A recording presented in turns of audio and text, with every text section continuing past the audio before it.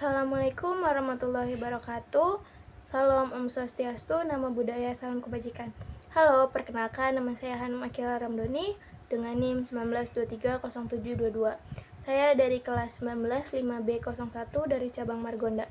Jadi, di sini saya akan membahas tentang phishing sebagai ancaman keamanan cyber, analisis kasus pada layanan keuangan digital di Indonesia, dengan tema Authorized Access to Computer System. Jadi, apa sih phishing?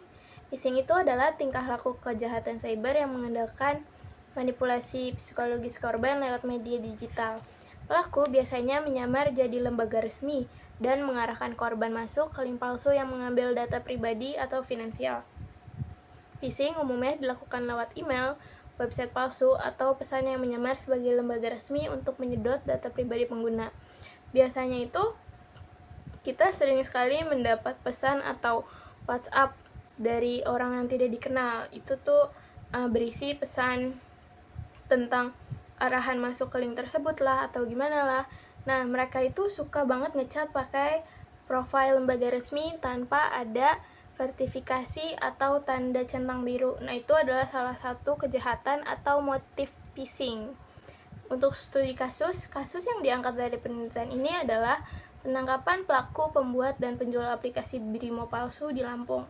Pelaku membuat aplikasi tiruan yang tampilannya mirip sekali dengan aplikasi resmi, lalu menjual link installnya ke komplotan pembobol rekening. Apa sih hukum yang dikenakan? Dalam kasus Brimo palsu ini, pelaku dijerat dengan pasal 50 Jo, pasal 34 ayat 1 UIT, karena membuat aplikasi dan menyebarkan aplikasi palsu untuk memperoleh keuntungan ilegal. Ancaman pidana dapat mencapai 10 tahun penjara, dengan denda maksimal 10 miliar rupiah. Meskipun penegakan hukum telah dilakukan, kasus ini menyorot perlunya regulasi yang lebih responsif terhadap pengembangan teknologi dan koordinasi dengan lebih kuat antara lembaga penegakan hukum, bank, serta otoritas digital nasional. Ini berbeda dengan pasal pencurian data langsung, seperti pasal 30 atau 32. Karena pasal itu lebih memfokuskan pada tindakan pelaku sebagai pembuat dan penyedia alat kejahatan, seperti tools maker atau distributor. Nah, untuk motif pelaku, motif utama dari kasus Brimo palsu ini jelas bersifat ekonomi. Pelaku lihat celah dari tingginya penggunaan layanan keuangan digital dan memanfaatkannya untuk mencari keuntungan cepat dengan resiko yang rendah. Faktor lain yang memperkuat motif ini adalah kemudahan teknologi digital yang memungkinkan pelaku melakukan penipuan dengan modal pengetahuan teknis sederhana, namun menghasilkan keuntungan besar. Dengan modal skill teknis sederhana, pelaku bisa meraup keuntungan besar lewat aplikasi tiruan yang biasanya menjaring banyak korban sekaligus. Motif ini menunjukkan kalau kejahatan digital mungkin menjadi pilihan karena lebih efisien, minim risiko fisik, dan potensi hasilnya pun sangat besar. Untuk penyebab utama terjadinya kasus ini tuh bukan hanya berasal dari niat jahat si pelaku aja, tapi juga dari rendahnya literasi digital dan kesadaran keamanan di kalangan penggunaan keuangan layanan digital. Dalam kasus ini, korban tuh diminta memilih tarif transaksi melalui aplikasi yang tampaknya resmi dan memasukkan data pribadi, lalu akunnya tersedot. Banyak korban juga mengunduh aplikasi dari tautan yang tidak resmi, menganggap aplikasi tiruan tersebut sah karena tampilan antar mukanya tuh mirip atau identik dengan versi aslinya. Pelaku membuat aplikasi palsu yang menyerupai aplikasi asli, memanfaatkan link langsung ke aplikasi atau tautan install. Ini menunjukkan bahwa pengamanan distribusi aplikasi dan verifikasi pengguna tuh masih lemah banget.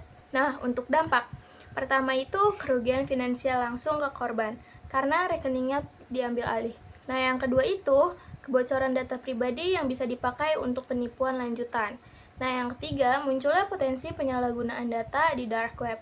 Yang keempat itu reputasi bank atau penyedia layanan itu pun ikut terkena karena dianggap kurang aman. Yang terakhir itu beban pengawasan makin berat karena pemerintah harus mengejar modus phishing yang cepat-cepat berubah. Untuk upaya pencegahan dan peranan etika profesi. Untuk upayanya itu, upaya harus menyentuh 3 sisi sekaligus, yaitu pengguna, penyedia layanan, dan regulator. Pengguna perlu lebih paham cara mengenali aplikasi resmi, sementara lembaga keuangan harus meningkatkan keamanan autentifikasi dan deteksi aktivitas yang mencurigakan. Nah, yang terakhir itu, pemerintah dan otoritas digital juga harus gerak cepat nih, karena untuk mengawasi dan memblokir aplikasi ilegal yang beredar tuh cepat sekali. Nah, untuk peranan etika profesi, yang pertama itu, kewajiban menggunakan keahlian untuk tujuan positif, untuk menghindari penyalahgunaan. Seorang profesional atau individu dengan kemampuan IT seharusnya menggunakan keahliannya untuk inovasi yang bermanfaat, bukan hanya mengeksploitasi celah keamanan demi keuntungan finansial ilegal. Yang kedua, tanggung jawab sosial dan edukasi atau literasi digital. Upaya penanggulangan harus mencakup peningkatan edukasi literasi digital agar pengguna mampu mengenali aplikasi resmi dan memahami tautan yang tidak jelas. Yang ketiga itu, pengembangan sistem keamanan yang kuat atau integritas sistem. Lembaga keuangan dan profesional IT di dalamnya perlu memperkuat sistem keamanan dengan menerapkan autentifikasi multifaktor atau MFA, deteksi transaksi mencurigakan secara real time, dan sistem whitelist untuk aplikasi resmi.